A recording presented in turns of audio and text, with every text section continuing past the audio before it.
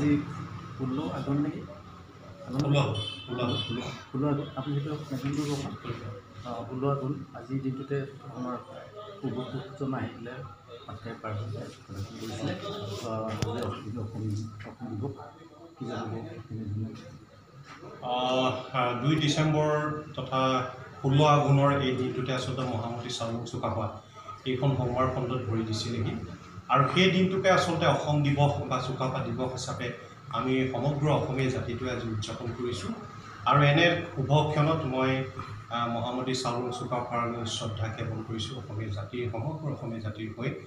আৰু মই আশীৰ্বাদ বিচাৰিছোঁ মহামতী চাউলুং চুকাফাই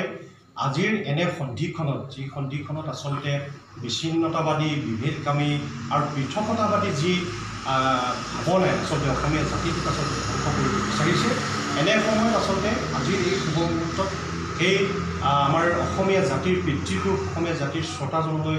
আমি শ্ৰোতাজনৰ ওচৰত আশীৰ্বাদ বিচাৰিছোঁ যাতে তেওঁৰ যি সাম্য মৈত্ৰী সমতা সমমৰ্যাদাৰে এটা বৰ অসমীয়া জাতি আৰু এখন বৰ অসম গঢ়ি থৈ গৈছিলে আমি তেখেতৰ আদৰ্শৰে আচলতে পুনৰ অসমীয়া জাতিটোক আমি উদ্ধাৰ কৰিব বিচাৰিছোঁ গতিকে আজি এই দিনটোত আচলতে অসমীয়া জাতিয়ে তেওঁক সোঁৱৰণ কৰিছোঁ আৰু অসমীয়া জাতিটোক জীয়াই ৰাখিবৰ কাৰণে তেখেতৰ আদৰ্শলৈ আমি আগবাঢ়ি যাব বিচাৰিছোঁ